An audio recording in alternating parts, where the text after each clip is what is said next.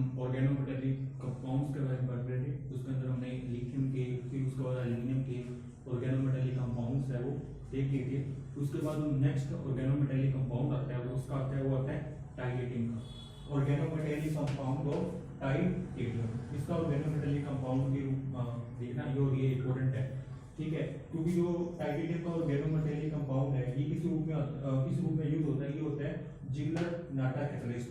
जो जिगलर नाटा कैटलिस्ट होता है उस रूप में इसका यूज होता है, ठीक है। जिगलर नाटा कैटलिस्ट क्या होते हैं, टाइटेनियम टेट्राक्लोराइड प्लस ट्राइएथिल एल्यूमिनियम, इन दोनों के मिक्सचर को क्या बोलते हैं, जिगलर नाटा कैटलिस्ट बोलते हैं। और जिगलर नाटा कैटलिस्ट है ये बहुत ही इंपॉर्टेंट कैटलिस्ट होता है, जिसका जो यूज होता है वो अल्कीन्स के पॉलीमराइजेशन में करते हैं। जो अगर अपने एल्कीनों का बहुलीकरण करवाना है तो एल्कीनों के बहुलीकरण में यानी कि पॉलीमराइजेशन के अंदर जो होता है वो जिगलर नाटा कैटलिस्ट का यूज किया जाता है, ठीक है। अब ये एल्कीन का पॉलीमराइजेशन अपने किस तरह से कर सकते हैं इस कैटलिस्ट की सहायता से, तो वो देखते हैं। जैसे ये हो गया टाइटेनियम टेट्राक्लोराइड, ठीक है, ये एक कैटलिस्ट होता है, वो सॉलिड होता है, ये इसकी सरफेस है, ठीक है। और ये हो गया ट्राइएथिल एल्यूमिनियम। सबसे पहले इन दोनों के बीच में रिएक्शन होती है, जो एक एथिल ग्रुप होगा ना, ठीक है, ये इस क्लोरीन को रिप्लेस कर देता है यहाँ से, और यहाँ पे क्या आ जाएगा एथिल ग्रुप CH2CH3, ठीक है।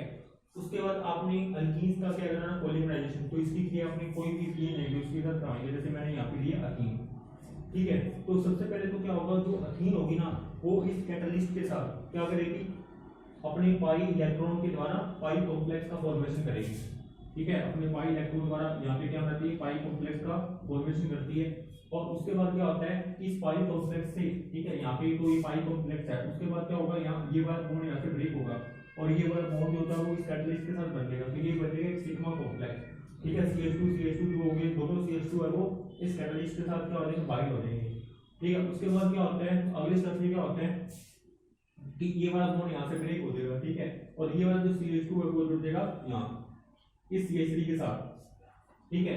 तो इसमें क्या हो जाएगा, जैसे ये दो कार्बन पहले थे, ठीक है, और ये दोनों कार्बन है वो इसके साथ जुड़ जाएंगे, ठीक है। तो ये कितने कार्बन की चेन बन जाएगी, 4 कार्बन की चेन बन जाएगी, ठीक है।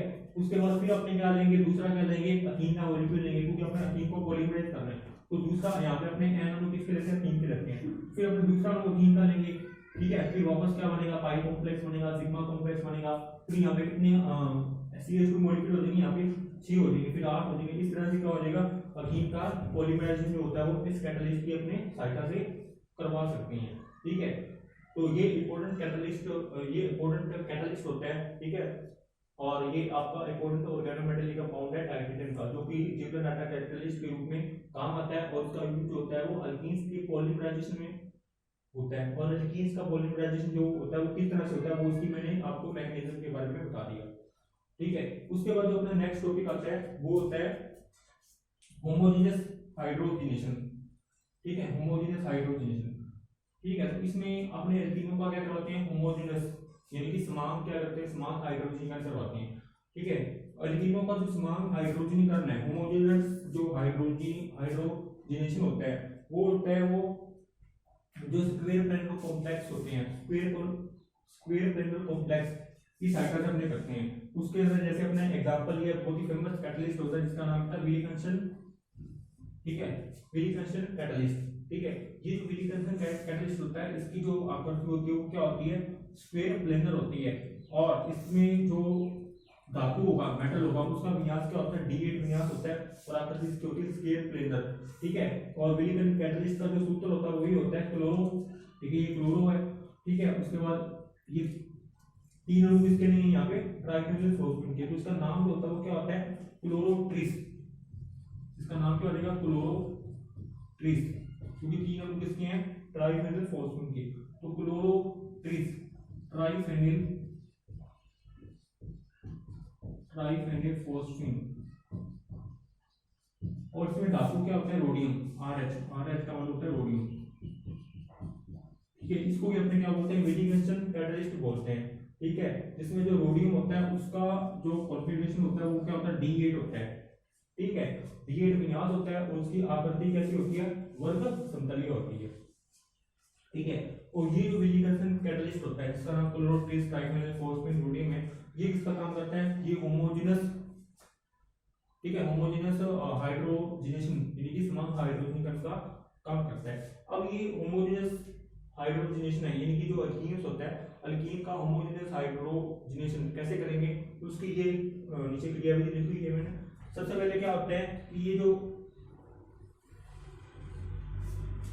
क्लोरोट्रिस ट्राइफेनिल फॉस्फेट जो रोडियम होता है, ठीक है, इसका क्या होता है यूजन, इसका क्या होता है डिसोसिएशन होता है, इसमें से क्या निकलता है एक जो ट्राइफेनिल फॉस्फेट का अणु है इसमें से निकल जाता है, ठीक है। अब रोडियम के साथ कितने अणु रह गए ट्राइफेनिल फॉस्फेट के, 3 और 2 अणु रह गए, ठीक है, और एक रह गया किसका, क्लोरीन का, ठीक है। और ये जो स्ट्रक्चर बनती है, ठीक है, एक अणु ट्राइफेनिल फॉस्फेट के निकलने के बाद जो स्ट्रक्चर बनती है वो क्या होती है, एसिडाइज होती है, ठीक है। उसके बाद क्या आता है, इसका सॉल्वेशन करवाते हैं, अपने इसको सॉल्वेंट में डालते हैं और सॉल्वेंट का एक मॉलिक्यूल है वो इस रोडियम के साथ जुड़कर वापस क्या बनता है, वर्ग संतलीय संकुल का निर्माण करता है, ठीक है। यहाँ पे एस का मतलब क्या है, ये सॉल्वेंट का मॉलिक्यूल है जो इस रोडियम के साथ बंध बनाकर क्या करता है, वापस वर्ग संतलीय संकुल का निर्माण करेगा।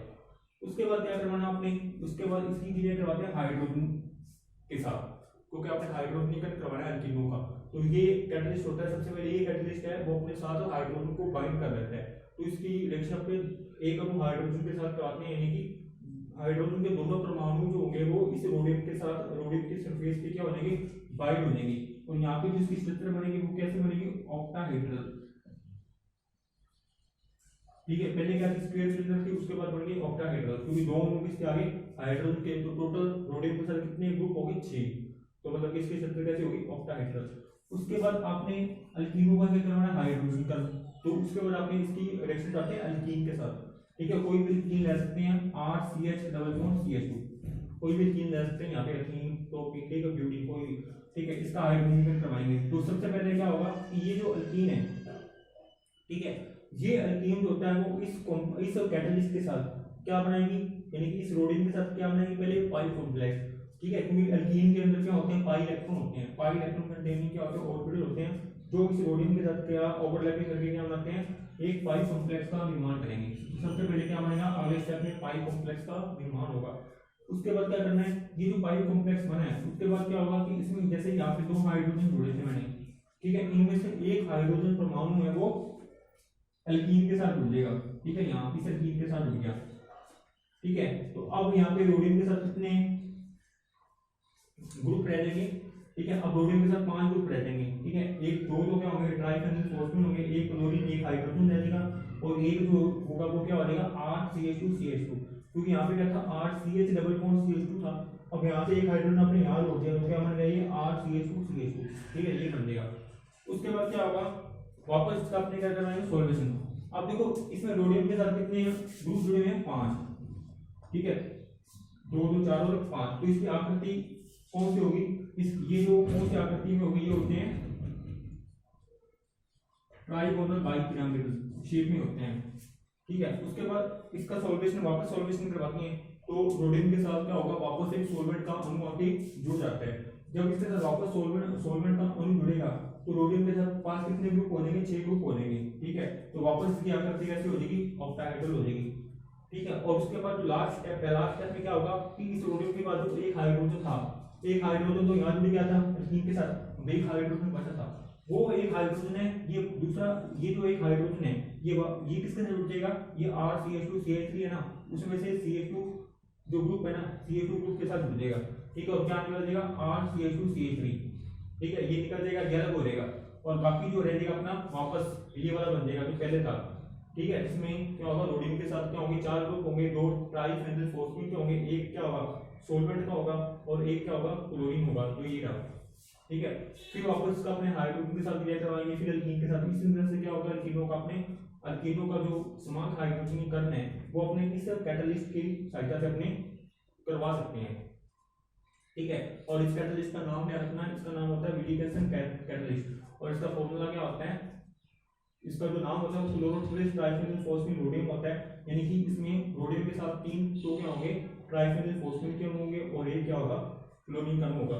और इसका जो आकृति होगी वो क्या होगी, स्क्वायर सिलेंडर, यानी कि वर्ग संतलिया होगी, और इसका विन्यास क्या होता है, D8 विन्यास होता है। और ये किसका काम करेगा, ये काम क्या करता है, ये जो आपकी एल्कीन है, एल्कीनों का समान हाइड्रोजनीकरण का काम करता है, ठीक है। तो इसी के साथ आपका ये वाला जो चैप्टर है ऑर्गेनोमेटेलिक कंपाउंड वाला चैप्टर है ये आपका यहाँ पे कंप्लीट होता है। उसके बाद जो आपका एक नया चैप्टर है इसके बाद, ठीक है, वो इसी से रिलेटेड है जिसका नाम है मेटल कार्बोनिल। ठीक है, तो अपने कल पढ़ेंगे मेटल कार्बोनिल। तो आज के लिए इतना ही। Thank you very much.